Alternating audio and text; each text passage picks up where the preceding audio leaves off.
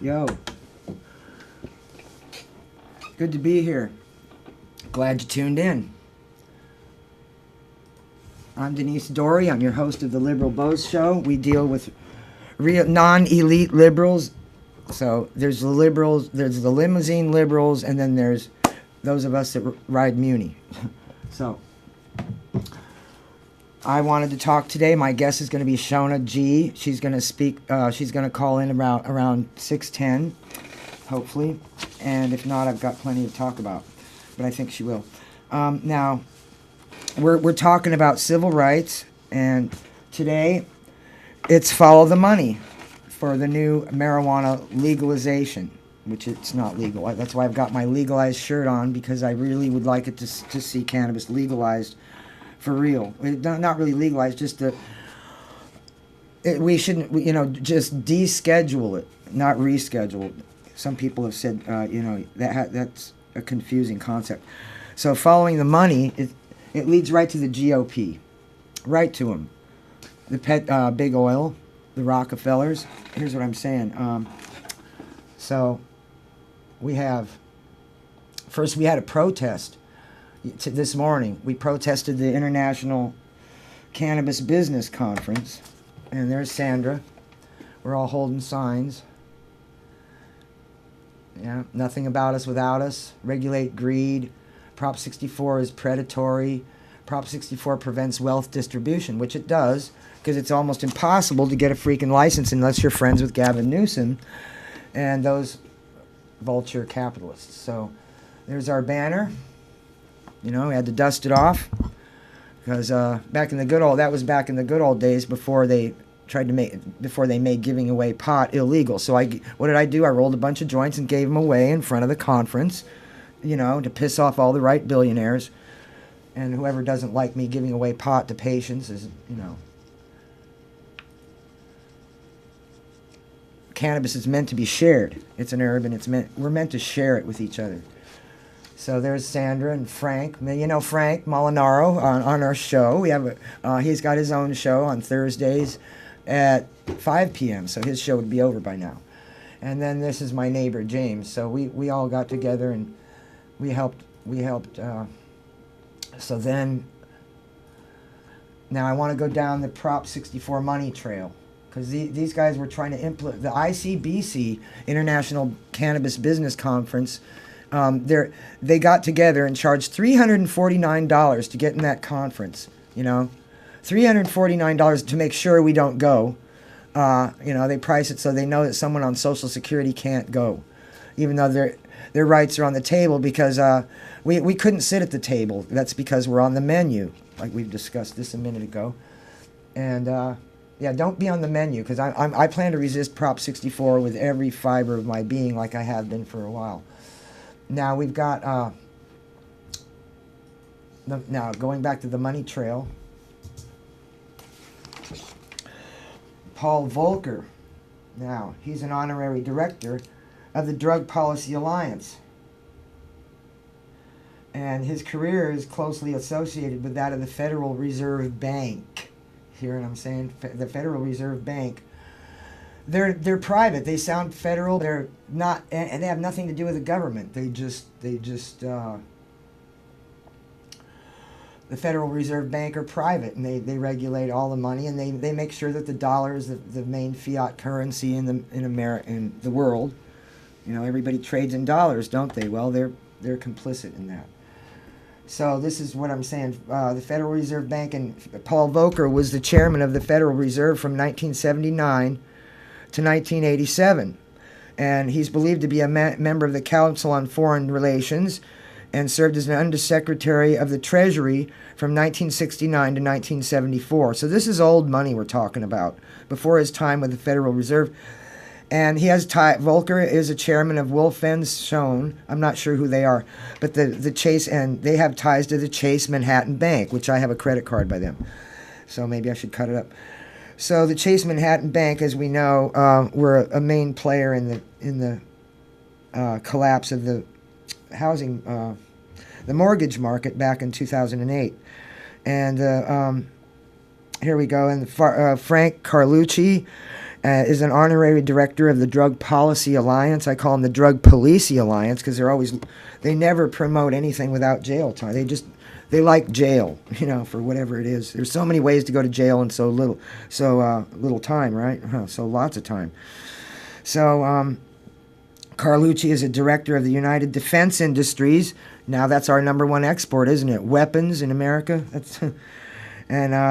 The United States' largest defense contractor, owned by the Carlyle Group, a merchant bank in Washington, D.C.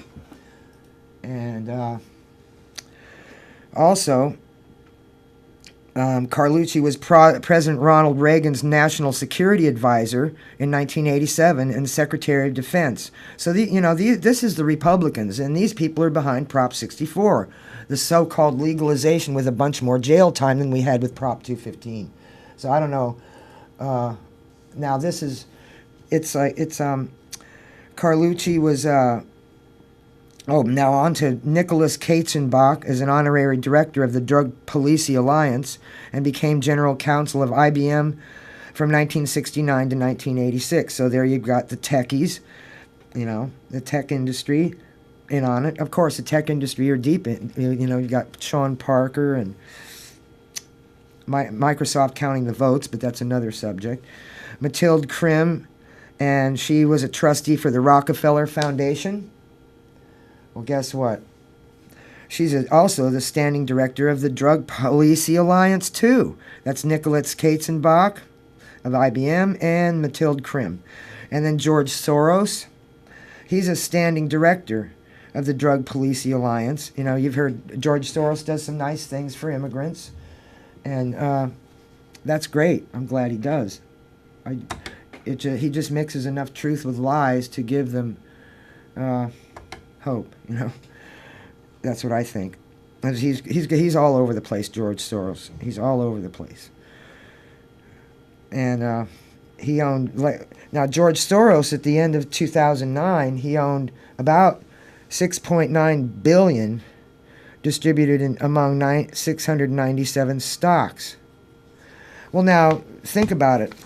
That was in 2009. So he made money off the collapse. So the money made off the collapse, and then we've got the top 5 investment shareholdings for George Soros are, he's heavily invested in gold, Petrobras Petroleum Company, Hess Corp Petroleum, and Monsanto. We've all heard about the most evil corporation in the world.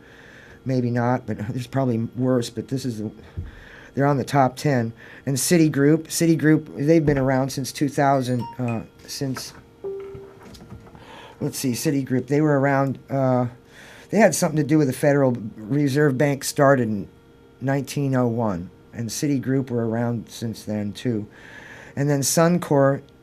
Incorporated, and that's a petrochemical company. Okay, so there's my call-in guest. Hey, welcome, Shona. That's you, isn't it? It is.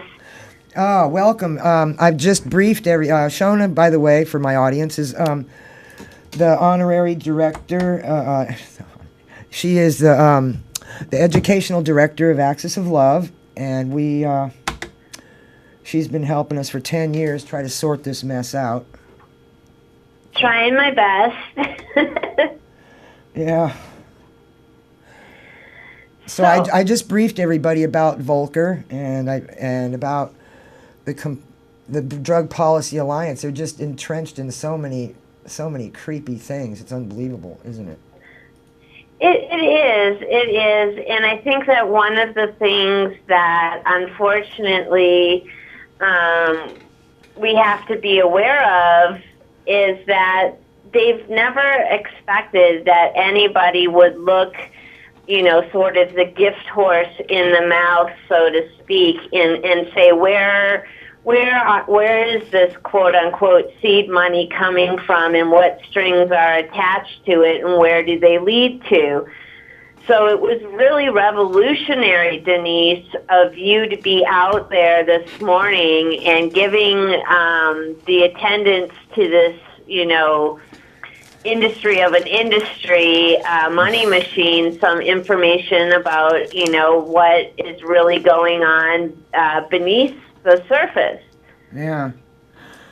And we have a lot of that on just our national level, too, right? The alternative facts are just booming everywhere. Yeah. But to look at this as, an organic sort of thing that happened, like the cannabis industry just burst onto the scene, I think is really misleading. It was a very calculated move of a small clandestine group of pretty conservative, wealthy people.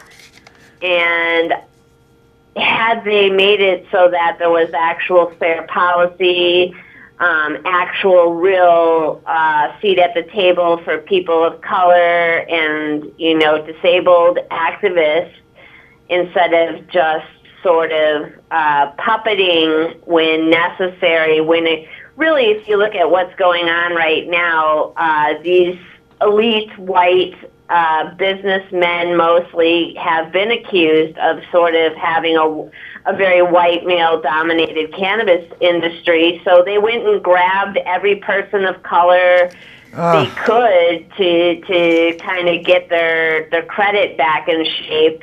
But, it's one thing if you're going to be supporting black-owned businesses.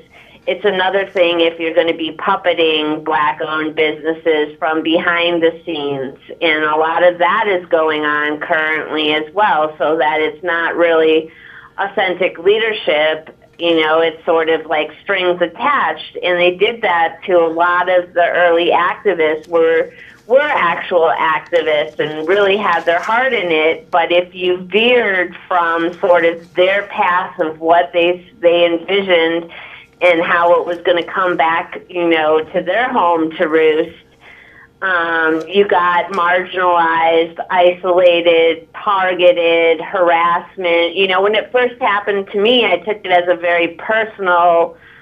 It's not.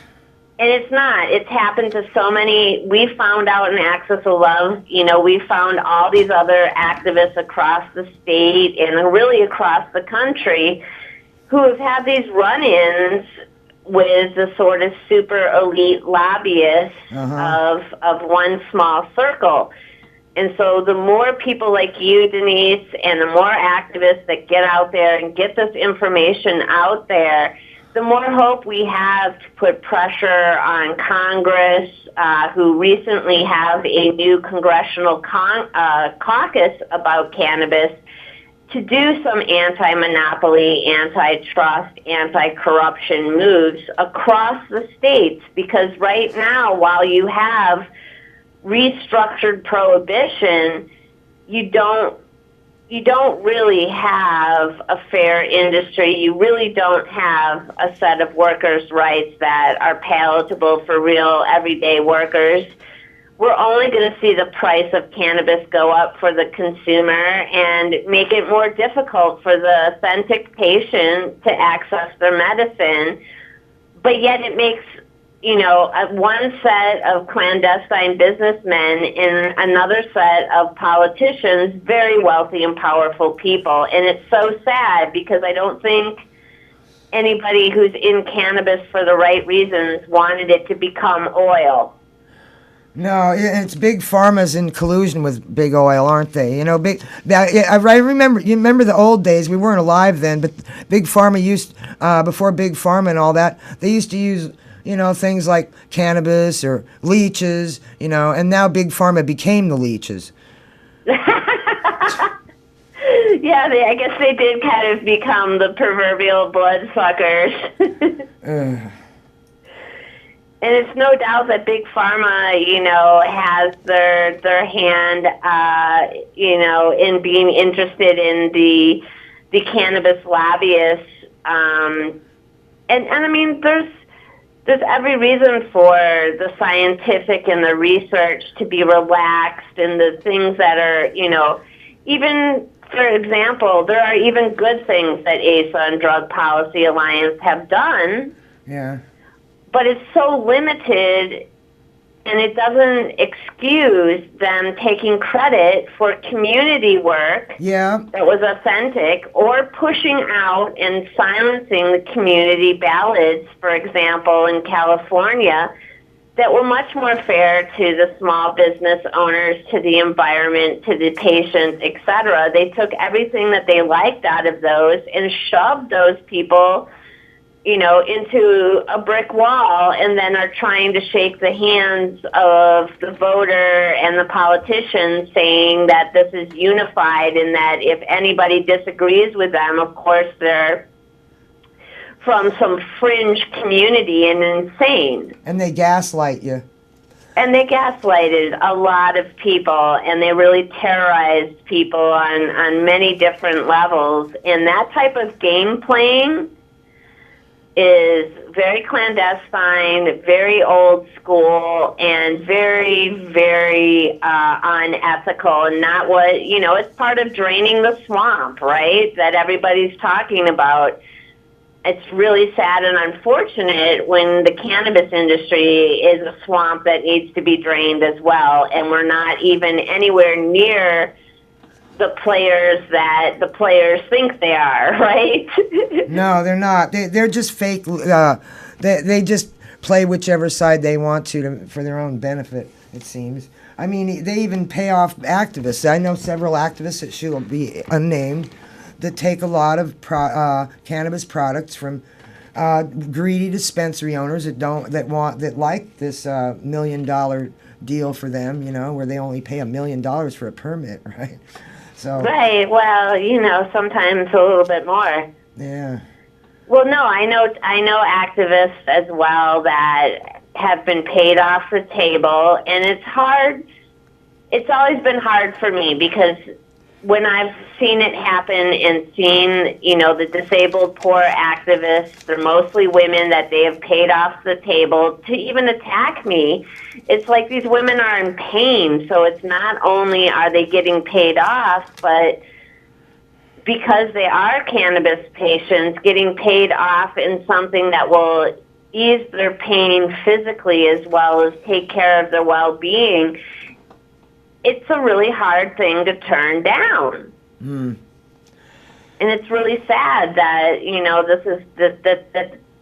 this has occurred, this is an abuse, and this is something that Congress needs to look at as well, is like, what has actually happened with patient exploitation, Yeah, they don't even, I don't even think that they want us to have medical cannabis. I think it's going to be, they just want to process it, and they don't want to give us whole plant medicine. I think that's where Big Pharma wants to go, That might be where Big Pharma wants to go, but I think that the majority of the investors know that there's always going to be there's always going to be money in the whole plant medicine because it works. Just like, the cheesy supermarkets tried to push off the health food industry, and they were never successful. No, they weren't. Well, if only they'd just let us grow, regulate us like lettuce, and let us grow in peace. So, now what about San Francisco? We have a policy that's called lowest priority. Now, lowest priority, it means that the police don't enforce cannabis laws as a priority. They'd rather enforce, say, large amounts of hard drugs and trafficking. I don't know if they really adhere to that because I haven't been arrested for that I was lately. On the working group that created that law with actually Drug Policy Alliance and some of the Amiano, Eric Pearson from Spark, and all those players that really want to kind of claim the industry as their own. And one of the things that I kept bringing up about the lowest priority is what lowest priority, first of all, let me say what lowest priority is that there's no, you have to be engaged in another crime for the cannabis to come into the picture. So you have to have like a domestic violence call to a house. You can't just have somebody call the police to a house because a neighbor is like, I don't know, chain smoking joints or something like that, and they don't know if they're, a legal patient. It has to be like somebody is hitting somebody over the head, and blah, blah, blah. So it's not a priority, but one of the things that did was it protected the large commercial grows for people like Eric Pearson and drug policy. And Eric Pearson has really grown for that particular business group for quite some time. He's been funding them and et cetera. Now, let me explain to the audience. Eric Pearson is the owner of Spark Dispensary and gives money to the Drug Policy Alliance. Right? Correct. And he's a good person to boycott. Yeah. You know, he's really done some dastardly deeds against the patient movement, and horrible things to Access of Love. But I think, you know, more importantly, when you look at the laws and what he does, you know, that's in the public eye, you look at somebody who supports an expensive permitting process, somebody who wanted to basically push out the small businesses, and, you know, it's a really sad day. But in the lowest priority scenario, that law really helped protect some of the larger grows from police encounters, which I have no problem with. But when I tried to come to the table and said, yeah, you're protecting everybody but the homeless person who has no place else to smoke except outside. That's right. And you're still allowing the very basic street dealer, so somebody who's, you know... We have 10 seconds, 10 seconds. Okay, well, the priorities are not, in lowest priority, the priority was not poor people. It was protecting the wealthy gardens. Thank you, Shona. You bet.